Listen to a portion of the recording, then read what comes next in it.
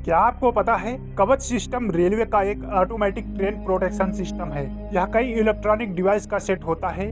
Train हादसे का शिकार न हो इसके लिए इसमें रेडियो फ्रीक्वेंसी आइडेंटिफिकेशन डिवाइसेस को train track, railway signal system और हर स्टेशन पर 1 किलोमीटर की दूरी पर इंस्टॉल किया जाता है। इस सिस्टम में दूसरे कंपोनेंट से अल्ट्रा हाई रेडियो फ्रीक्वेंसी के जरिए जुड़े रहते हैं। अगर कोई लोको पायलट यानी ट्रेन का ड्राइवर किसी सिग्नल को जंप करता है तो कवच सिस्टम एक्टिव हो जाता है। कवच सिस्टम के एक्टिव होते ही ट्रेन के पायलट को अलर्ट पहुंचता है। इतना ही नहीं, कवच सिस्टम ट्रेन के ब्रेक्स का कंट्रोल भी ले लेता है।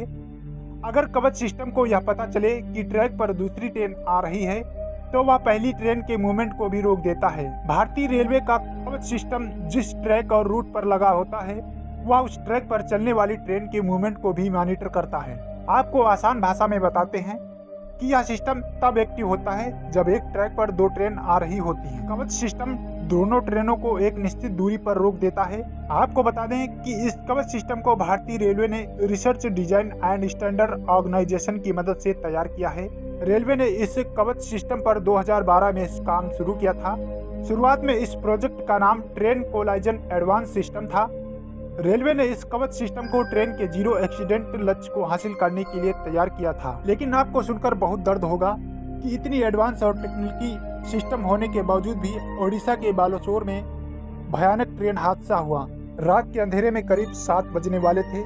शालीमार चेन्नई कोरोमंडल एक्सप्रेस की टक्कर हो जाती है ट्रैक पर खड़ी एक मालगाड़ी से। गाड़ी के 10 से 12 बोगी तुरंत ढेर हो जाते हैं और उसी वक्त दूसरी तरफ से एक यशवंतपुर एक्सप्रेस रौंदती हुई चली जाती है। शालीमार कोरोमंडल एक्सप्रेस के द्वारा इस ताबड़तोड़ हादसे में 250 लोगों की ऑन स्पॉट मौत हो जाती है।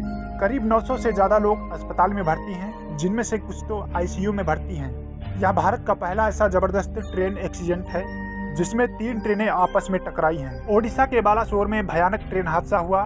ट्रेन हादसे की शुरुआती जांच में पता चला है कि जिस रूट में ट्रेन एक्सीडेंट हुआ उसमें कवच सिस्टम नहीं था। इस दर्दनाक हादसे में सैकड़ों लोगों की मौत हो गई है। हादसे के बाद सब यही जानने की कोशिश में लगे हैं कि आखिर इतना बड़ा ट्रेन हादसा कैसे हो गया।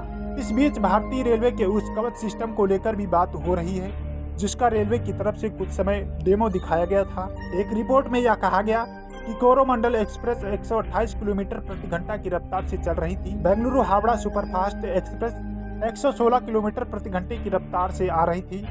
दोनों ट्रेनों में लगभग 2000 यात्री सवार थे। स्टेशन के आसपास ही लूप लाइन बनाई जाती है जो आमतौर पर 750 मीटर लंबी होती है ताकि एक से ज्यादा इंजन के साथ चलने वाली मालगाड़ियों को वहां खड़ा किया जा सके। जहां हादसा हुआ उस रूट पर कवच प्रणाली एक्टिव नहीं थी जो एक ही ट्रैक पर 2 ट्रेनों के आ जाने की स्थिति में हादसे को रोकती है। शुरुआती जांच कहती है कि सिग्नल मिलने के बाद कोरोमंडल एक्सप्रेस स्टेशन से रवाना हुई। आगे जाकर वह अप मेन लाइन छोड़कर लूप लाइन में चली गई जहां मालगाड़ी पहले से खड़ी थी। यहां पर पहली भिड़ंत हुई और कोरोमंडल एक्सप्रेस के डिब्बे डाउन मेन लाइन पर आ गए जहां दूसरी train Bengaluru Howrah superfast express आई। इसी वजह से कई लोगों की जान गई। आपको बता दें कि हादसा जो हुआ है इसमें जरूर कोई मिसकम्युनिकेशन हुआ है। देखने वाली बात यह है कि यह ह्यूमन गलती से या टेक्निकल एरर की वजह से हुआ है। अभी तक इसका खुलासा नहीं हो सका है। जब तक पूरी जांच नहीं होती तब तक इस पर कोई टिप्पणी नहीं की जा सकती है। हमें आशा है आप सब यही दुआ करेंगे कि यह लोग जल्द से जल्द सकुशल ठीक हो जाएं। और अगर वीडियो पसंद आई तो वीडियो को लाइक जरूर कर दें।